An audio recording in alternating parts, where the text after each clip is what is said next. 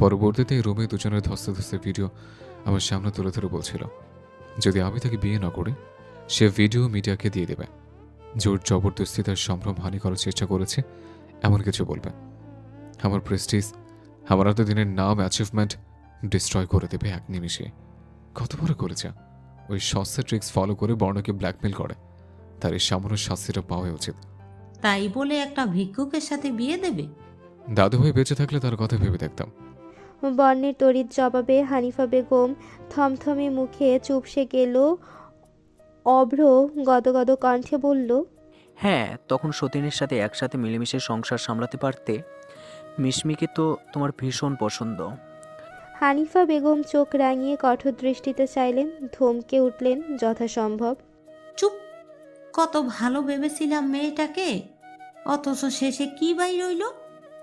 আমার আদরের নাতির সাথে পাঙ্গা নিয়েছিল।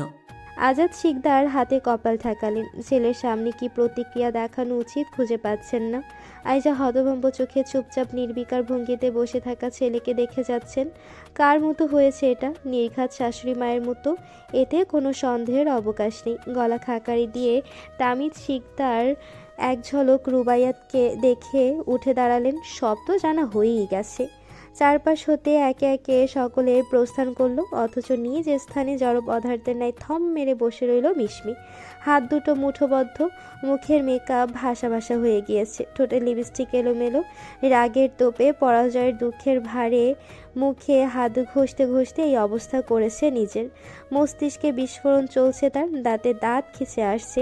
এত সহজেই ভেস্তে গেল সব কিছু। ভিডিওর নাগাল কিভাবে পেল বর্ণ? সে তো আগলে আগলে রেখেছিল সব কিছু। আকাশ আধারে ঢেকে পড়ছে ধীরে ধীরে। এখনই রাত্রি নামবে। সামিয়া গম্ভীর মুখে এগিয়ে এলো মেয়ের দিকে। মিশমির কাছাকাছি এসে বলল থমথমে গলায়, সন্ধে হয়ে আসছে, ফিরতে হবে আমাদের। তির্যক চোখে মুখ তুলে তাকালো মিশমি। নীরবে মাথা ঝাঁকিয়ে নিঃশব্দে উঠে দাঁড়ায়।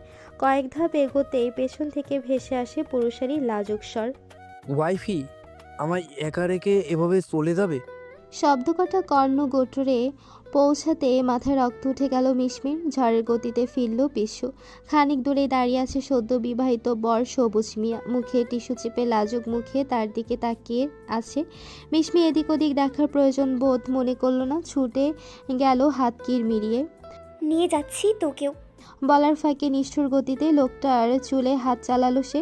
সর্বত্র দিয়ে টান মারতেই চুলগুলো সব হাতে চলে এলো তার। মিশমি আশ্চর্য নেত্রে নিজের হাতের দিকে চেয়ে পরপরই সবুজের মাথার দিকে চাইলো। লোকটার কুচকুচে কালো চুল মাথাতেই আছে, তবে এগুলো কি নকল চুল? এটা তো নকল। হতবাক কণ্ঠে বলে উঠল ঋষিকা। মিশমির ফ্রেন্ড হয়। মেয়েটা চোখ পাকিয়ে সামনে তাকায়। প্রচারিত নামানুসারে সবুজ মিয়া নিজের মুখের নকল গোঁফ, দাঁত, মেকআপ তুলে শীতল চোখে মুচকি হেসে মিশমির দিকে চাইল। রমণী তখন বিস্ফোরিত চোখে হা করে দাঁড়িয়ে। একটু আগে যাকে মধ্যবয়স্ক ঘৃণা ধরে আসা বাজে দেখাচ্ছিল, এখন থেকে সুদর্শন বললেও ভুল হবে না। খোঁচা খোঁচা দাড়ি, মাথা ভর্তি কালো চুল, ঠোঁট বাঁকানো হাসি, সবই তো সুন্দর। আপনি? আনমনের সামনে আঙুল তাক করে অদ্ভুত প্রশ্ন করে মিশমি। মাথা ঘুরে আসছে তার। এটা আবার কোন নতুন খেলা? লোকটা হাসলো কিঞ্চিত, বলল, নকল? তাহলে বিয়ে? এই বিয়ে কাজী সবটাই নকল ছিল? সত্যি? মিশমির ঠোঁটে বিস্ময় মিশ্রিত হাসি ফুটলো আচমকাই, জানে পানি পেল যেন। লোকটা ফের হেসে বলল কাঞ্চুলকে, বর্ণ কিন্তু সত্যি সত্যি ভিক্ষুকে তলাশ করেছিল, সত্যিই বিয়ে পড়িয়ে দেওয়ার নিয়তে। আমি বুঝিয়ে শুনিয়ে প্ল্যান চেঞ্জ করলাম। যত খারাপই হোক, এমন একটা সুইট মেয়ের পাশে বড় ভিক্ষুক মানাতো না। খুশিতে বিস্ময় মিশমির শরীর কাঁপছে। জিভে ঠোঁট বিছিয়ে আচমকা জাপটে ধরল সামনে দণ্ডায়মান লোকটাকে। Thank you so much.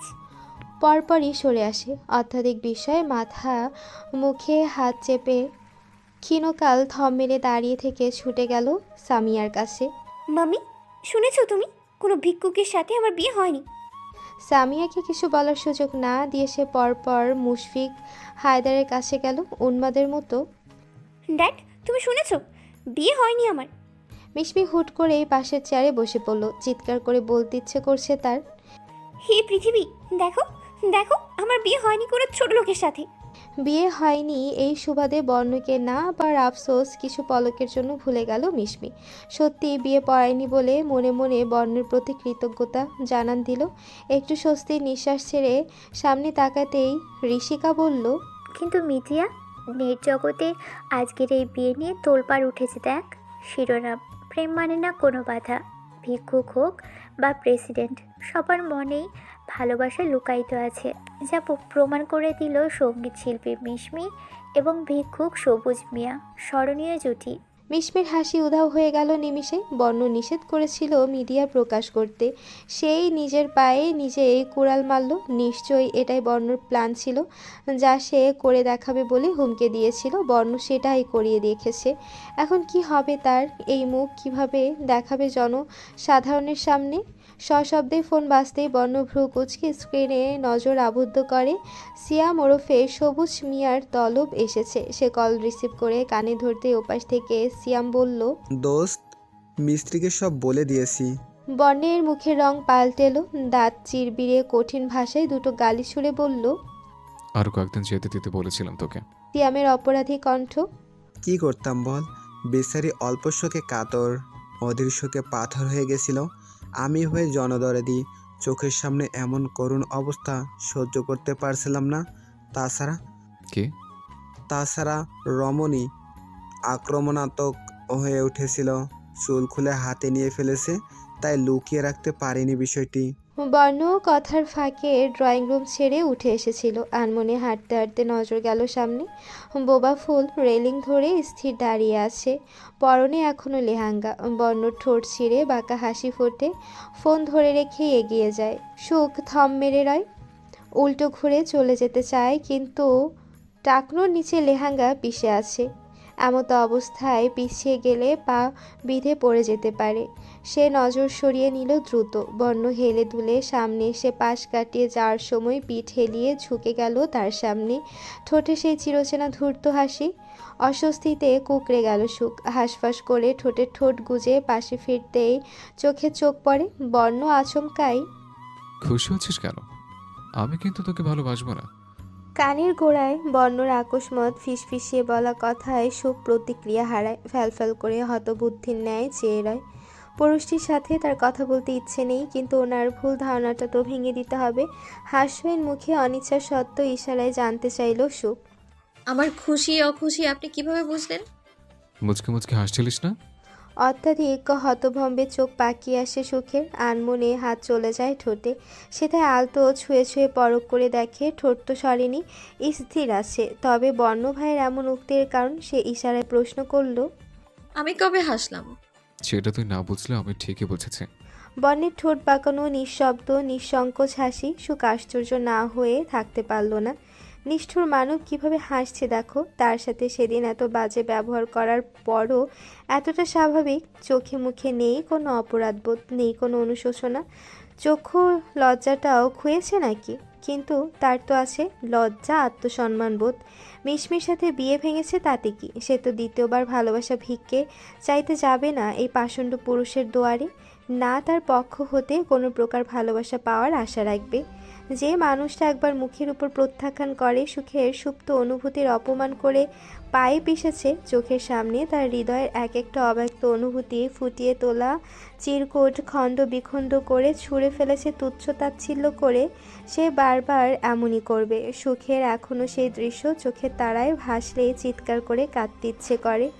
অন্তঃস্থলের অভ্যন্তরে হুঙ্কার ওঠে, এই সুখ আর কখনো বর্ণকে ভালোবাসার কথা বলতে যাবে না। ভালোবাসার কোনো অধিকারী যে তার নেই। সুখ শক্ত মুখে দুহাত বুকে বেঁধে অন্যত্র নজর ফেরায়। সে তাকাবে না ওই ধূসর কালো মণি চোখের ক্ষুরধার দৃষ্টিতে। না, মনের দুর্বলতা প্রকাশ করবে নিজের। হ্যাঁ, সে এখনও ভালোবাসে বর্ণকে, ভীষণ ভীষণ ভালোবাসে।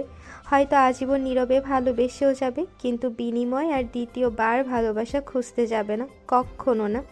অপমানিত হতে তার খুব ভয় লাগে। নিজেকে তখন পৃথিবীর সবচেয়ে নিকৃষ্ট প্রাণী মনে হয়। বর্ণ ভ্রু গুটিয়ে গালের ভেতর জিভ নেড়েচেড়ে দ্রুত কদমে সিঁড়ি পার করে উপরের উদ্দেশ্যে হাঁটা ধরল। বোবা ফুল তার সাথে কথা বলতে অনীহা দেখাচ্ছে। তার সাথে? এটা কি অভিমান? সে তো অভিমান ভাঙাতে অভ্যস্ত নয়, এসব তার ক্যারেক্টারের সাথে যায় না। ওহ না। সুখ কক্ষে এসে ধপ করে বিছানায় বসে পড়ল, মনটা অন্যমনস্ক হয়ে আছে। থুতনিতে হাত ঠেসে রমণী অদৃশ্য চেয়ে রয় অল্পক্ষণ। অযথাই হৃদয় ছটফট করছে। সত্যি ভেতরে ভেতরে সে প্রফুল্ল। বর্ণভাই বিয়ে ভেঙে দিয়েছে, পুরুষটি তার না হলে আপাতত অন্য কারো হয়ে যায়নি চিরতরে। এই ভেবে মনে প্রজাপতির ডানা ঝাপটে উড়ছে যেমন। অজান্তেই ঠোঁটের কোণে মুচকি হাসি ফোটে সুখের, পরপরই ধরাম করে বেডে গা ভাসিয়ে দেয়। সে তো খুশিটুকু ভেতরে ভেতরে হয়েছিল, কিন্তু বর্ণ কী সব বলে গেল তখন। এই সুখ, তুমি এখনো ফ্রেশ হওনি? ভেতরে প্রবেশকালে অবগতর স্বরে বলে উঠল নুরা। সুখ তড়িৎ ঘাড় উঁচিয়ে চাইল, মুখে অসন্তোষ ফুটিয়ে তৎক্ষণাৎ দরজার দিকে আঙ্গুল তাক করে বুঝালো কঠোর মুখবায়বে। এখনই বের হও আর অনুমতি নিয়ে প্রবেশ করো। বাচ্চা মেয়েটার মুখ চুপসে আসে, থেমে গেল পথিমধ্যে। সুখ সব সময় এমনই করে, কিন্তু তার এসব অনুমতি নিতে ভালো লাগে না। অনুমতি চাইলে যদি উত্তর না হয়, মান সম্মান সব শেষ। আমি তো ছোট, অনুমতি নিয়ে কি করব? ছোট হোক বা বড়, কারো জিনিস ধরার আগে অথবা রুমে প্রবেশের আগে অনুমতি চেয়ে নেওয়া জরুরি। যাও, আবার অনুমতি নাও। সুখ নিজের মনের ভাব হাতের ইশারায় বুঝিয়ে দিলেও নুরা সব কিছু পুরোপুরি ভাবে বুঝতে অক্ষম হলো। তবে এটুকু বুঝলো তার অনুমতি নিতেই হবে। সে গোমরা মুখে দরজার বাইরে গিয়ে দাঁড়ায়, নিয়ে যাওয়ার স্বরে জানতে চাইল, অসুখ, আসবো? সুখের ঠোঁটে অদৃশ্য হাসি খেলে গেল। গাম্ভীর্য মুখের ডান হাত উঁচিয়ে তর্জনী এদিক ওদিক নারী অস্ফুট স্বরে যার অর্থ না। নুরা অনুমতি পায়নি। সঙ্গে সঙ্গে ছটফটে কণ্ঠে তেতে উঠল সে। এজন্য আর অনুমতিই নেব না। যখনই দরজা খোলা পাবো, মন চাইলে অমনি ভেতরে ঢুকে পড়বো, দেখে নিও। ঠোঁট এলিয়ে হুট করে হেসে ফেলল সুখ। হাত উঁচিয়ে এবার আসার জন্য অনুমতি দেয়। নুরা ধূপধাপ পা ফেলে বেডে এসে বসলো সুখের কাছাকাছি। চাচু তোমায় ডাকছে। হঠাৎ কিছু মনে পড়ার মতো চোখ পাকিয়ে মাথা ঝাঁকালো সুখ। আব্বুর সাথে তেমন একটা কথাই হয়নি কাল থেকে। সে উঠে গেল বেড ছেড়ে, কাবাডের দিকে ছুটে গিয়ে জামা নিতে নিতে নুরাকে বুঝালো, ব্যাস এখনই চেঞ্জ করে নিচ্ছি, তারপর যাব। ফোনটা দাও না সুখ পাখি। কি দারুণ আবদার। সুখ এবার বুঝে গেল নুরা চাচ্চু ডাকছে। খবরটা দেওয়ার চেয়ে বেশি ফোনের আশায় এসেছে। দুধারে মাথা ঝাঁকিয়ে বালিশের নিচ হতে ফোন তুলে তার হাতে দিয়ে বাথরুমে ঢুকে গেল সুখ। গরম লাগছে প্রচুর, গোসল না দিলেই নয়। নুরা মুখ কুচকে ঠোঁট উল্টে গেম খেলা স্টার্ট করে। এই একটা ফোল্ডার ছাড়া বাকি সব লক করা। তাও ভালো, তুফা অভ্রত নিজেদের ফোনই ধরতে দেয় না। আর বর্ণটা মুড ভালো থাকলে কত সুন্দর করে কথা বলে, অন্যথায় ধমকে ধামকে কলিজা নড়বড়ে করে দেয়। সেদিন অপরিচিতা ফুল ছিঁড়েছিল নুরা। গাছটা বর্ণের পছন্দ অনুযায়ী মাহির এনে লাগিয়েছিল গার্ডেনে। ফুল ছেঁড়ার অপরাধে 2 ঘন্টা যাবৎ টাটকা রোদে দাঁড় করিয়ে রেখেছিল। রৌদ্রের তীর্যক রোশনি সহ্য করতে না পেরে সে কেঁদেছিল। ফর্সা মুখশ্রী রক্তাভ বর্ণ ধারণ করেছে, টোকা দিলেই রক্ত ঝরবে যেমন। ক্রন্দনরত গলায় বারবার মাফ চেয়ে নিচ্ছিল, কিন্তু পাষাণ বর্ণ কানে নেয়নি তার আকুতি। ছায়ায় বসে তৃপ্ত চোখে তার কান্না দেখে গেছে, যেন চোখের আর মনের তৃষ্ণা মিটাচ্ছিল নুরার চোখের পানিতে। বাড়ির প্রতিটা সদস্য হাজির হয়েছিল সেদিন। আইজা ছুটে নুরার কাছে যেতে চাইলেই কেমন উগ্র হয়ে ওঠে বর্ণ, চোখের দৃষ্টি পাথরে, মনিদয় টকটকে লাল। সেই প্রথমবারের মতো আইজা ভয় পেয়েছিল ছেলের আচরণে। কেমন হিংস্র কণ্ঠে বলছিল হিসিয়ে, বলতে ভুলে, সে ছোট হোক বা বড়, সামান্য কিংবা অসামান্য, অপরাধ করেছে, শাস্তি তো পেতেই হবে। আশ্চর্যজনক ব্যাপার হলো বর্ণ তার কিছুক্ষণ পরেই আবার তার সামনে হাঁটু গেড়ে বসেছিল আচমকা। কেমন অসহায় চোখে দুহাতে কান ধরে নুরার কাছে সরি বলছিল, মুখে গলায় হাত বুলিয়ে জানতে চাইছিল উন্মাদের মতো। উত্তপ্ত রোদে শরীর অনেক জ্বলছে না? বর্ণ বুঝতে পায়নি তার পাকনামির কষ্ট হবে। সরি, তুই চাইলে আমিও রোদে পুড়িয়ে শোধবোধ করে দিতে পারি। নুরার বাচ্চা সুলভ মন একটু ভালোবাসা, একটু মমতা পেলেই তা গলে যায়। পূর্বের জমাইত দুঃখ অভিমান ভুলে যায় নিমিষেই। সেদিন সে বর্ণকে ক্ষমা করেছিল, আর এটাই ছিল বর্ণের উগ্র ব্যবহারের প্রথম দিন। ঘটনা ঘটেছে আজ থেকে প্রায় বছর খানেক আগে। আইজা সেদিন নির্বাক চোখে ছেলেকে দেখে গেছে। সবার ছোট হওয়ার সুবাদে নুরা সকল ভাই বোনের চোখের মণি। এমন একটা সময় ছিল, রোদে গেলে নুরার ত্বকে সমস্যা হবে বলে বাড়ি থেকে বের হতে দিত না। মাটিতে হাঁটলে পায়ে ব্যথা হবে দেখে ঘন্টার পর ঘন্টা আইজাকে কোলে নিয়ে বসে থাকতে বাধ্য করত বর্ণ। অনেক সময় নিজেও নিত। যাকে সে নিজের চেয়েও বেশি ভালোবাসে সেই ছোট্ট নুরার প্রতি এতটা রুট আচরণ কিভাবে করতে পারে বর্ণ? গাড়ির চাকা চলছে নিজ গতিতে। ধরনী অন্ধকারে ধূসর রাঙা মেঘলা আকাশে গুটি কয়েক নক্ষত্র দৃশ্যমান। গাড়ির জানালার হাতের কোনোই ঠেকিয়ে বাহিরে দৃষ্টি নিবদ্ধ করে আনমনে তাকিয়ে রইল মিশমি। ক্ষণে ক্ষণে ভারী নিঃশ্বাসের শব্দ ভেসে বেড়াচ্ছে। গায়ে সেই বিয়ের পোশাক, কোলের উপর স্থান প্রাপ্ত হাত মুঠোবদ্ধ, দাঁতে দাঁত ঘেঁষে রয়েছে। মস্তিষ্কও তার বিক্ষিপ্ত। সময়ের সাথে সাথে রাগের বহর বেড়ে চলেছে থরথর। সব কিছু জ্বালিয়ে দেওয়ার বাসনা জাগছে হাজারোধিক মানুষের সামনে। বর্ণ আজ তাকে যতটা অপমান অপদস্থ করেছে, জন্মের পর থেকে এই অবধি কেউ এমন করেনি। এই অপমান তাকে দ্বিগুণ ফিরিয়ে দিতে হবে, নয়তো বর্ণকে তার হতেই হবে। পাশ থেকে সামিয়া সময় সময় রাগে চোখে মেয়েকে দেখছে। আজ শুধু মিশমির নয়, তাদেরও চরম অপদস্থ হতে হয়েছে। এসবের পেছনে কোথাও না কোথাও তাদের নিজের মেয়েই তো দায়ী। সুখ যখন তামিজ শিকদারের রুমে ঢুকলো তখন হানিফা বেগম সেখানেই উপস্থিত। এতদিন ছেলে দেশের বাইরে ছিল, কেমন কেটেছে ভালো মন্দ জানতে এসেছিল। সুখকে দেখে আর চোখে চেয়ে মুখ বাঁকান। এখন নিশ্চয়ই তামিজ ওই মেয়েকে টেনে কাছে নেবে। এই রুমে যে তিনিও আছেন এক মুহূর্তের জন্য সেটাই ভুলে যাবে। বৃদ্ধার ধারণা কিছুটা সঠিক হলো। সুখকে সাহস্য কাছে রাখলেন ভদ্রলোক। আম্মা, তোমার অপেক্ষায় ছিলাম, কাছে আসো। সুখ প্রফুল্ল মনে বাবার নিকটে ছুটে যায়। জাপটে ধরে চোখ তুলে তামিজ শিকদারের মুখশ্রী দেখার চেষ্টা করলো। আমার আম্মাকে যে কতবার মনে পড়েছিল, খেয়াল আছে? সুখ ঠোঁটে হাসি ঝুলিয়ে দ্রুত বেগে মাথা দোলানোর ফাঁকে সোফায় বসা হানিফা বেগমের ঠোঁট কুঁচকানো রুক্ষ মুখের দিকে নজর যেতে খানিকটা চুপসে গেল। পরপরই তামিজ শিকদারের চোখের ইশারায় সেদিকে দেখিয়ে দিল। ভদ্রলোক তাকিয়েই দেখতে পেলেন মায়ের ক্ষিপ্র দৃষ্টি। খানিক থমথমি হয়ে এলো তার মুখ। আমতা আমতা করে বলল, আপনাকেও মনে পড়েছে। থাক, আর ডং করতে হইব না। ওই মাইয়ারে নিয়ে পইরা থাক। আম্মা আম্মা ডাইকা গলার পানি শুকাইয়া কাট কইরা ফালা। আমি কে? বুড়ি একটা। পারলে নিজের জন্মের ক্রেডিটটা নাকি কয় ওইটা ওরেই দিয়া দে। বলতে বলতে অসন্তোষ মেজাজে তিনি বেরিয়ে এলেন খোড়া পায়ে ধীর লয়ে। বয়স বেড়েছে, শির দ্বারা সোজা রেখে শক্ত পায়ে হাঁটতে অসুবিধা হয়। তামিজ শিকদার পিছু থেকে মাকে যেতে নিষেধ করার নিয়তে হাত তুলে ফের মেয়ের দিকে তাকালেন আহত নজরে। সুখের আখিদার টলমল। বাবাকে শক্ত বাঁধনে ধরে রাখা হাত আলগা হয়ে আসে আপনা আপনি। কাঁদে না আম্মা, বারবার বলছি না দুঃখ খারাপ কথাগুলো গায়ে না মাখতে। তুমি তো জানোই উনি তোমার কষ্ট দিতেই এসব বলে। গাল বেয়ে টুপ করে অশ্রু গড়িয়ে পড়ে সুখের। ভদ্রলোক বিচলিত হাতে পানি মুছে দিয়ে মেয়ের মাথায় হাত বুলিয়ে দেন পরম আদরে। হাতের ইশারায় আপন ভাষা প্রয়োগে সুখ বলল তখন, আমাকে আর আম্মা বলে রেখো না।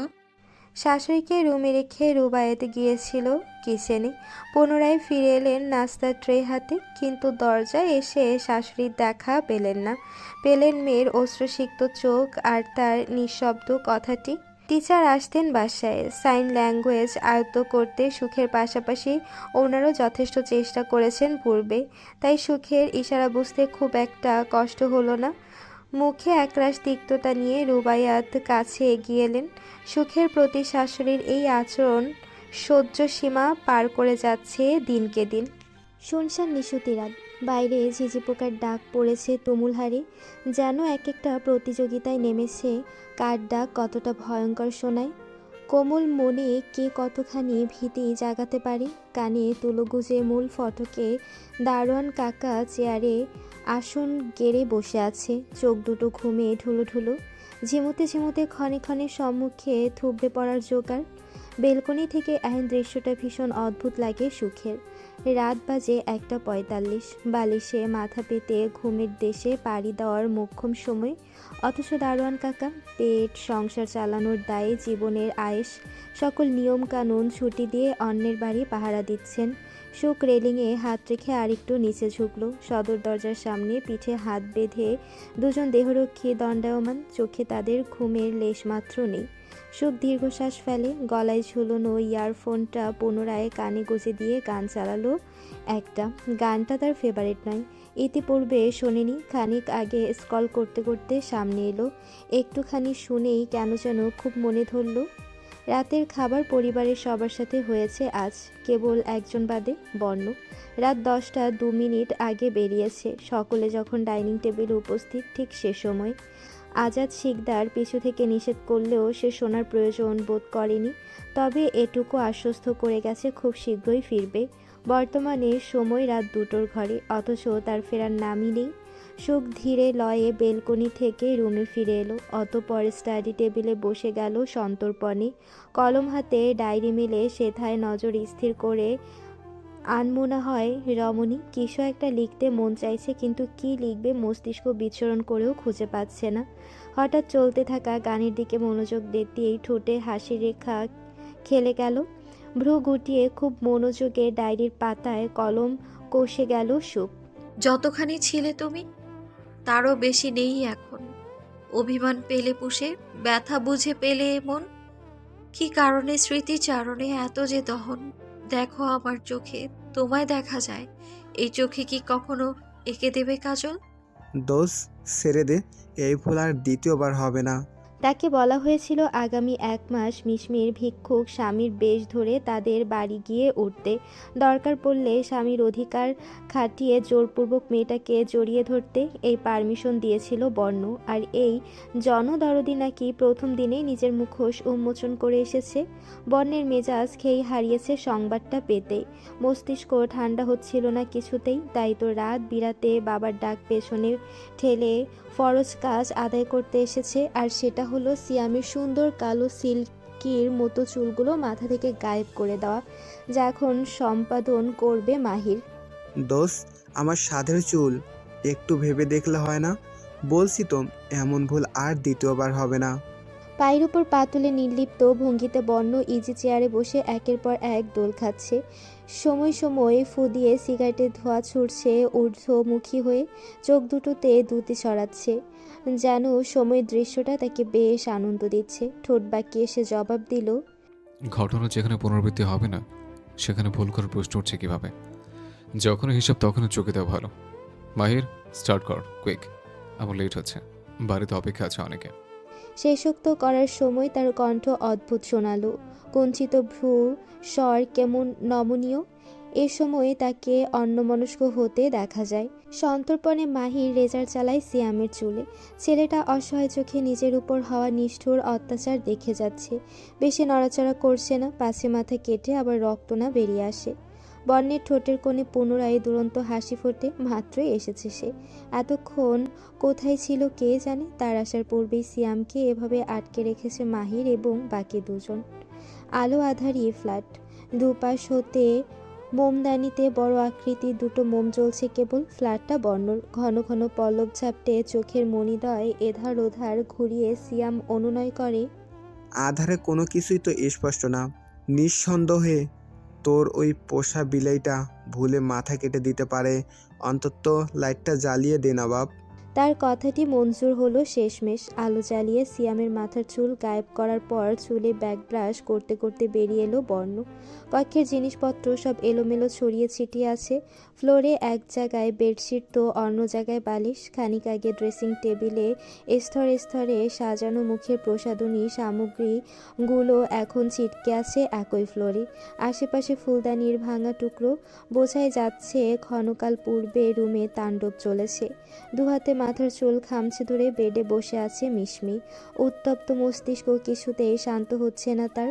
যতবার ফোন হাতে নিচ্ছে নিউজ ফিডে কেবল তারই তাচ্ছিল্য ভরা গুণগান, সেখানের মন্তব্যগুলোর যাতা অবস্থা। রমণী হঠাৎ সটন হয়ে উঠে দাঁড়িয়ে আয়নার সামনে চলে এলো। অস্থির চিত্তে গালে, চোখে, সরু নাকে, থুতনিতে হাত বুলিয়ে নিজেকে খুঁটিয়ে খুঁটিয়ে দেখতে লাগে। কি কমতি আছে তার মাঝে? সুন্দর ফেস কাটিং, ফর্সা ত্বক, আকর্ষণীয় স্লিম ফিগার, একজন পুরুষের নজর কাটতে যথেষ্ট। তবে বর্ণ কেন তার প্রতি আকর্ষিত নয়? কেন তার মাঝে আটকায়নি? জবাব খুঁজে বেড়াচ্ছে তার নিষ্ক্রিয় মস্তিষ্ক। দরজা খোলা। সামিয়া এবং মুশফিক হায়দার কক্ষে প্রবেশ করলেন। তখন হাতে ফুলদানি নিয়ে আয়নায় ছুঁড়ে মারার প্রস্তুতি নিচ্ছিল মিশমি। সামিয়া ছুটে এলো নিকটে, রাগী দৃষ্টি ছুঁড়ে ফুলদানি কেড়ে নিয়ে ড্রেসিং টেবিলের পাশে রেখে দিলেন।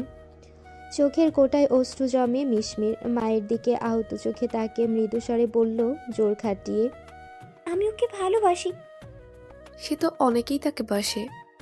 মিশমির দৃষ্টি কঠোর হয়ে এলো মুহূর্তেই। বলল সেভাবেই, অনেকের সাথে আমার তুলনা দেবে না মাম্মি, কজ আমি স্পেশাল। তাহলে বিয়ের আয়োজন করে এত বড় নাটক কেন? আমাদের সম্মানের কথা একবারও ভাবলে না তুমি? এর বড় বড় গলায় কথা বলতে লজ্জা করছে না?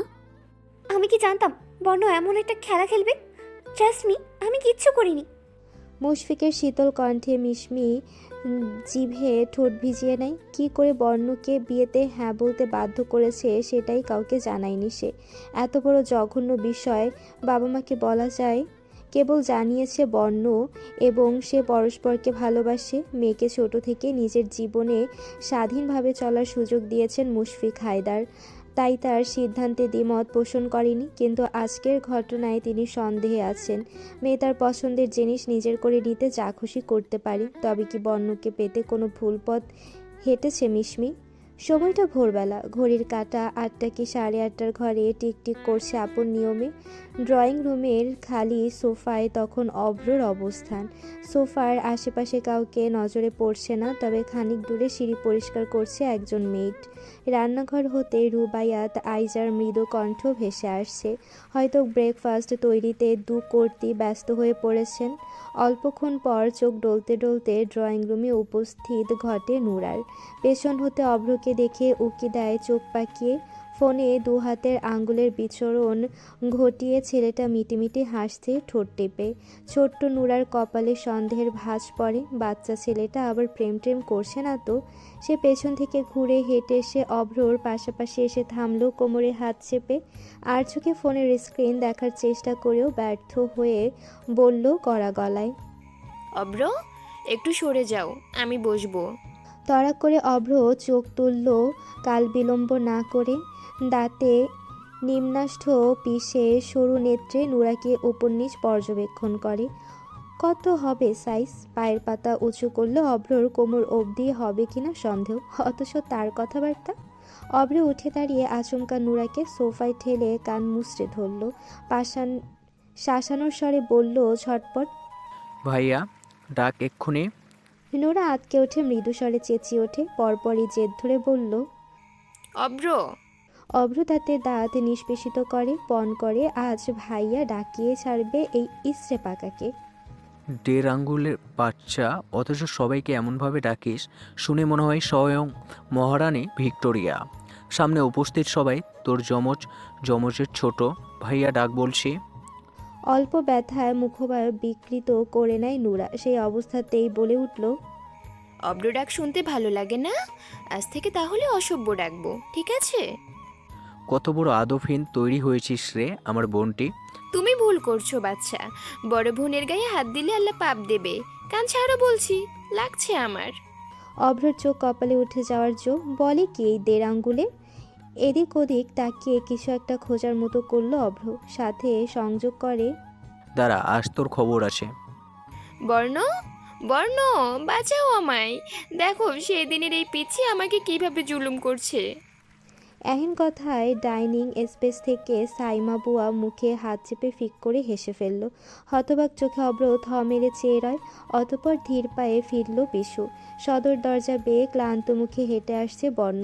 ঘর্মাক্ত কপাল বিন্দু বিন্দু তরলে চিকচিক করছে, কানের পাশ ঘেঁষে চুয়ে চুয়ে গড়িয়ে পড়ছে ঘাম। পরনে সাদা টি শার্ট ঘামে ভিজে জবজবে।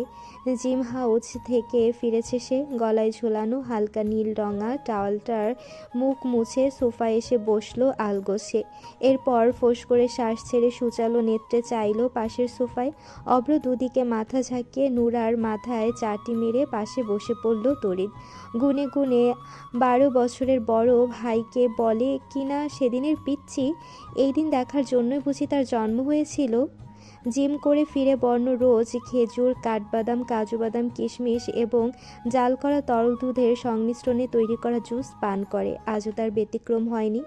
কপালে হাত রেখে চোখ বুজেছিল ক্লান্ত শ্রান্ত ঘর্মার্ত পুরুষটি। সামনে কারো উপস্থিতি পেয়ে হুট করে চোখ খুলল। কেউ একজন ট্রেতে জুস ধরে আছে। বর্ণ এদিক ওদিক না চেয়ে প্রথমে গ্লাস তুলে নিল, পরপর আপলে সে চুমুক বসালো সেথায়। মুহূর্তেই সুশ্রী মুখখানা ইচ্ছাকৃতভাবে কুঁচকে ফেলল সে, বলে উঠল তখনই। কি এটা? সম্মুখে দৃষ্টি পড়তেই সে থেমে গিয়েছিল পরপর, অবচেতন মনে আর চোখে এদিক ওদিক কাউকে যেন খুঁজে ফিরল। ফের চোখ তুলে তাকালো বর্ণ। ট্রে হাতে মেইড রামসা অপরাধী মুখে দাঁড়িয়ে আছে তখনও। বর্ণের প্রতিক্রিয়া দেখে হয়তো ভেবেছে সে কোথাও ভুল করে ফেলেছে অজান্তেই। থমথমে মুখে গলা খাকারি দিয়ে বর্ণ ঘাড়ে হাত ঘষে। সে কি এই মুহূর্তে বোবা ফুলকে আশা করেছিল? কিন্তু কেন? মনে উদয় হওয়া প্রশ্নটি তৎক্ষণাৎ জবাব খুঁজে পেল না বর্ণ। এই সুখ? আনমনে হাতে ছুরি নিয়ে আপেলে আঁকিবুকি করছিল সুখ। আইজার ফিসফিস ডাকে হকচকিয়ে তাকায়। ভদ্রমহিলা ভ্রু বাঁকিয়ে কেমন করে চেয়ে আছে তার দিকে। সুখের মনোযোগ পেয়ে আরেকটু নিকটে চেপে এলেন তিনি। সন্ধিহান গলায় কঠিন এক প্রশ্ন করে বসল। কিচেন রুম, ব্লান্ডার জারে কি যেন দিয়েছে রুবায়াত। গ্রিং গ্রিং শব্দে মুখরিত হয়ে উঠেছে চারপাশ। তার সম্পূর্ণ মনোযোগ সেদিকেই। সুখ এক ঝলক তাকে পরখ করে আইজার প্রশ্নের পরিবর্তে অপ্রস্তুত হাসল ঠোঁট এলিয়ে। অতঃপর ঘাড় বাঁকিয়ে চাইল খানিক দূরে স্থাপিত ডাইনিং রুমে অবস্থানরত বর্ণকে। সুদেহী ক্লান্ত মানুষটি গ্লাসে চুমুক বসিয়ে স্থির নেত্রে অদৃশ্যে তাকিয়ে কি যেন ভাবছে। সুখ পুনরায় আইজার দিকে ফিরল। মৃদু অবজ্ঞাপূর্ণ হেসে হাতের ইশারায় স্বাভাবিকভাবেই বুঝিয়ে দিল, তেমন কিছু না, তোমার ছেলে যেমন প্রাপ্তবয়স্ক তেমনি আমিও। কাল বিয়ে হয়নি তো কি হয়েছে, একদিন না একদিন হবেই। খুব সুন্দর একটা বউ আসবে, এরপর থেকে সেই বউই তোমার ছেলে সবকিছু দেখে রাখবে। রাখবে না বলো? সুখের প্রশ্ন বুঝে আইজা সরু চোখে ঠোঁট বাঁকিয়ে উপর নিচ মাথা দুলিয়ে সায় দিতে এসে ফের বুঝালো, মাঝখানে আমি কেন শুধু শুধু অন্যের স্বামী সেবা করে মরবো? আইজা ভ্রুকুচি করে হতবিহম্বল চেয়ে রইলেন সন্দেহী নেত্রে। যেই মেয়ে অন্যদিন বর্ণ ফেরার আগ মুহূর্তেই তার প্রয়োজনীয় জিনিস রেডি করে সাজিয়ে রাখে, সে কিংবা অন্য কেউ সেসব নিয়ে যেতে চাইলে উড়ে এসে বাদ সেধে নিজেই বর্ণের কাছে যায়, আজ সেই মেয়েটি বলছে অন্যের স্বামীর সেবা করে করে কেন মরবো? কণ্ঠে অবগতা ঢেলে ভদ্রমহিলা নজর স্থির রেখে প্রশ্ন করল দ্বিতীয় দফায়। এতদিন বুদ্ধ ছিলাম, এখন জ্ঞান হয়েছে। ইশারায় কথাটি সুনিপুণভাবে বুঝিয়ে দিল সুখ। পরপর দীর্ঘশ্বাস ছেড়ে বুঝিয়ে হাতের আপেলটা রেখে দিয়ে ছুরিও যথাস্থানে বসিয়ে দেয়। আইজা কথা বাড়ালেন না আর, পাশে দেখিয়ে বললেন। সুখ মাথা ঝাঁকিয়ে ট্রে হাতে নেয়। উল্টো ঘুরে দূর অবধি আসতেই মুখোমুখি হয় সাইমা বুয়ার। তাকে দেখেই হাসি ফোটে বুয়ার ঠোঁটে। পরনের মলিন আঁচলে হাত মুছে সহাস্য হাসল। সুকাম্মা, এইগুলা কই নিয়ে যাইতেছেন? দেন আমি দিয়াহি। রুবাইয়া তৎক্ষণাৎ পেছনে ফিরে তাকায় ক্ষুরোদার দৃষ্টিতে। এত চোখাচোখি হয় দুজনের। 35 সাইমা বোকা হাসে। অতিষ্ঠে কিংবা বিরক্তি প্রকাশার্থে দুদিক মাথা ঝাঁকে রুবাইয়াত দৃষ্টি সরিয়ে নেয়। না না, আমি পারবো। সুখের ইঙ্গিতের ভাবার্থ বুঝতে পেরে বুয়া ঘাড় কাত করে। আচ্ছা। কিচেন হতে বেরিয়ে ডাইনিং স্পেস, তার পূর্ব পাশে আবার ড্রয়িং রুম। সুখ ট্রে হাতে ডাইনিং টেবিলের পাশ ঘেঁষে দাঁড়িয়ে রয়। বর্ণ এখনও সরেনি ড্রয়িং রুম ছেড়ে, আর গার্ডেনে যেতে হলে ড্রয়িং রুম ভিড়িয়ে যেতে হয়। এই মুহূর্তে সুখ বর্ণের আশেপাশে তো দূর নজরেও ধরা দিতে চায় না। রমণী আলতু উকি দিয়ে কিচেনে তাকাতে আইজা সালাড কাটতে কাটতে শুধালেন, অগত্যা সুখ নিজেই হাঁটা ধরল। হানিফা বেগম এসে যোগ দিয়েছেন ড্রয়িং রুমে। বর্ণ তখন চোখ বুজে আছে, কপালে হাত ঠেকিয়ে। সুখ স্বস্তির নিঃশ্বাস ফেলে সদর দরজা পার হয়ে এলো। কিছুটা আশ্চর্য হলো বটে, আজ দাদু কিছু বলল না কেন? নিশ্চয়ই তাকে খেয়াল করেনি। কিরণমালা সিরিয়াল নিয়ে অভ্রের সাথে কথা কাটাকাটি করছিল তো। এই বাবা ফুল। শব্দ দুটো কর্ণ কোঠরে পৌঁছাতে সুখের শির দ্বারা শিরশির করে উঠল যেন। চলকে ওঠে হৃদযন্ত্র। মনে হলো শব্দটি যুগ যুগ শোনা হয়নি। সহসা পা থমকে গেল সুখের। সুইমিং পুলে তার প্রতিবিম্ব ভাসমান। সুখ আর চোখে সেদিকে তাকায়। বর্ণের হালকা অবয়ব ধীরে ধীরে গাঢ় হচ্ছে, অর্থাৎ পুরুষটি এক পা দু পা ফেলে তার নিকটবর্তী হচ্ছে। কিন্তু ওনার সাথে তো সুখের কোনো কথা নেই। সে কেন দাঁড়িয়েছে তবে? সুখ লম্বা দম ছেড়ে এক পা বাড়াতেই পেছন থেকে বর্ণের রাশভারী গলায় শীতল হুমকি স্বরূপ বাণী ছুড়ে এলো। আর এক কদম আগে বাড়ালে তোর পা দুটো কেটে কাঁধে ঝুলিয়ে দেব, বলে দিলাম। না চাইতেও তাকে থামতে হলো। জিভে ঠোঁট ভিজিয়ে সে তড়িৎ ঘুরে গেল পিছু। বর্ণ সামনে এসে দাঁড়ায় সুখের। মসৃণ কপালে সুগভীর ভাঁজ, মাথার ঝাঁকড়া চুলগুলো নেমে এসেছে ভ্রু রেখার উপরিভাগে। ব্যাস আরেকটু হলেই চোখ ঢেকে যাবে। ঠোঁটে ঠোঁট চেপে ছোট ছোট চোখে বিনা শব্দে সুখকে উপন্যাস পর্যবেক্ষণ করে হাতের উপর নজর নিবদ্ধ করল বর্ণ। ডান হাতের তর্জনীতে নিম্ন অধর স্লাইড করতে করতে প্রশ্ন করল, চোরের মতো যাচ্ছিলিস কোথায়? সুখ জবাব দিল না, অথবা দেওয়ার প্রয়োজন বোধই মনে করল না। কেবল এক দৃষ্টে ফ্যালফ্যাল করে চেয়ে রইল। সুখ দিন দিন আশ্চর্যের শীর্ষে পৌঁছে যাচ্ছে। সে বুঝতে পারছে না মানুষটা সেদিন তাকে আশ্রিতা, জন্ম পরিচয়হীন, কণ্ঠস্বরহীন বলে কত অপমান করলো, যেন ঘৃণাতেও তার দিকে ফিরে চাইবে না দ্বিতীয়বার। অথচ পুরুষটি এখন কতটা স্বাভাবিক, চোখে নির্লিপ্ত ভাব, দাবি করছে কিছুই হয়নি যেন। সেদিনের মুহূর্তটা ভুলে গেল নাকি? Brain memory loose. ভুলমনার রোগটা তো ওনার ছিল না। তবে বর্ণের দৃষ্টি তির্যক হয়, দাঁতে দাঁত নিষ্পেষিত করে হিসিয়ে বলল তৎক্ষণাৎ, বলতে পারিস না? কিন্তু শুনতে পাস তো নিশ্চয়ই। কথা জবাব দিচ্ছিস না কেন? মুখ কুঁচকে আসে সুখের। অদৃশ্য রাগ মাথাচাড়া দিয়ে ওঠে মস্তিষ্কে।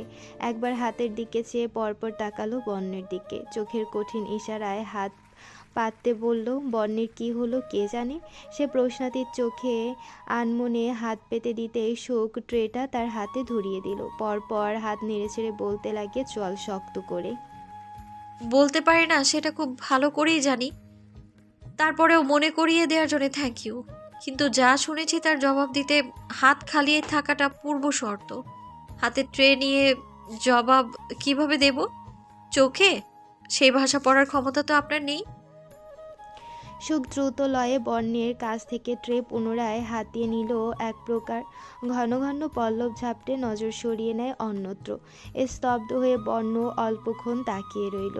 ঘাড়ে হাত বুলিয়ে সুখের চোখে চোখ রাখলো হঠাৎ করেই। কিন্তু সে তো সত্যি চোখের ভাষা পড়তে জানে না। বর্ণ মুখ বাঁকিয়ে ট্রেতে দৃষ্টি নিক্ষেপ করে। আজকের জুস তুই বানিয়েছিলি? সুখ দুদিকে মাথা ঝাঁকিয়ে না বোঝায়, অথচ সেই বানিয়েছিল। বর্ণ সুখের উত্তর পেয়ে ঠোঁট বাঁকিয়ে হাসল যেন। হাত বাড়িয়ে চায়ের জারে হাত দিতে নিলে সুখ তড়িৎ ট্রে সরিয়ে নেয়। এগুলো বর্ণের জন্য নয়, তাই তার ছোঁয়ার অধিকারও নেই। অপমানে মুখ থমথমে হয়ে এলো পুরুষটির। মাথায় জেদ চাপলো আজ এই পাত্র থেকেই চা পান করবে, যদিও সে চা খায় না। বোবা ফুলের এমন প্রতিক্রিয়া তাকে বাধ্য করছে আজ।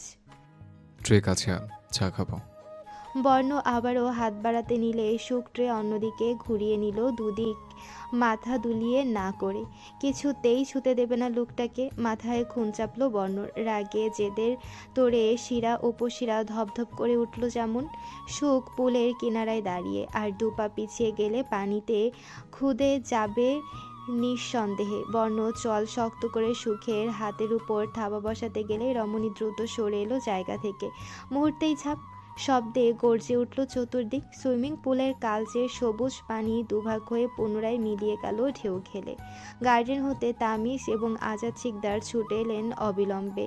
বাড়ির ভেতর থেকে অব্র তুফা এমনকি রুবাইয়া তো বেরিয়ে আসে দ্রুত পদে। সকলের চোখে প্রশ্নের ভার। সুখকে স্বয়ংসম্পূর্ণ দেখে রুবায়াত স্বস্তির নিঃশ্বাস ছাড়ল। তিনি ভেবেছিলেন হয়তো সুখের কিছু হয়েছে, কোনো বিপদ এলে মেয়েটা সাহায্য চেয়ে মুখ ফুটে বলতেও পারবে না। তাই তো যান হাতে নিয়ে ছুটে বেরিয়ে এলেন। কি হয়েছে? কে পড়েছে? কিসের আওয়াজ শুনলাম? প্রশ্নগুলো একে একে সুখের কানে এসে ঠেকছে। রমণী হতভম্ব চোখে পুলের পানিতে নজর স্থির করে আছে। হিম ধরে আসা হাড়ের ট্রে পড়ে যেতে চাইছে, কিন্তু সে ধরে রেখেছে বহু প্রচেষ্টায়। পিটপিট চোখে সুখ উপস্থিত সবার দিকে নজর বুলিয়ে নিল দুবার। হানিফা বেগমকে রাইসা নিয়ে আসছে ধরে ধরে। বৃদ্ধা ভালো মতো হাঁটতেও পারেন না। ওই মাইয়া, কথা কও না কে? কিসের আওয়াজ শুনলাম ওইটা? হানিফা বেগমের কথা শেষ হওয়ার পরপরই অভ্র আশেপাশে নজর ছিটাতে ছিটাতে বলল হঠাৎ, ভাইয়া কোথায় সুকাপে? ও তো তোমার পরেই বেরিয়ে এসেছিল, আবার কোথাও দেখছি না যে। সুখ এক হাতে ট্রে ধরে অন্য হাতে পুলে ইশারা করে। সকলের নজর গিয়ে ভিড় করে সেথায়। তখনই মাথা উঁচিয়ে পানি থেকে বেরিয়ে এলো বর্ণ। দুহাত দিয়ে মুখ মুছে মাথার চুল পেছনে ঠেলে সম্মুখে পরিবারের সদস্যদের আশ্চর্যমণ্ডিত দৃষ্টি অবলোকন করে প্রশ্নাতীত নজর নিক্ষেপ করে। সুখ মুখের ভেতর জিভ কাটে। ভাবতে পায়নি লোকটা এভাবে পড়ে যাবে। সুখ পুনরায় মুখোমুখি হয়নি বর্ণের।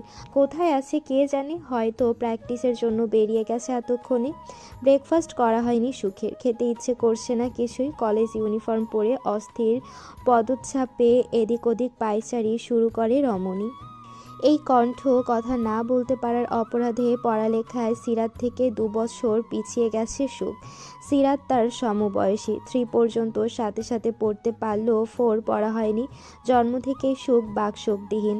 সাইন ল্যাঙ্গুয়েজ আয়ত্ত করতে সময় লেগেছে, নয়তো মনের ভাব সামনের মানুষের সামনে তুলে ধরত কীভাবে। 3 এবং 4 এ দু করে 4 বছর কেটে গেল। বর্তমানে সিরাত তার 2 বছর সিনিয়র তুফার ব্যাচমেট। রুবায়াত ব্রেকফাস্ট নিয়ে মেয়ের রুমে চলে এলেন। সুখ নাক কুচকায়, আহ্লাদি ভঙ্গিমায় ইশারায় বলতে চায়,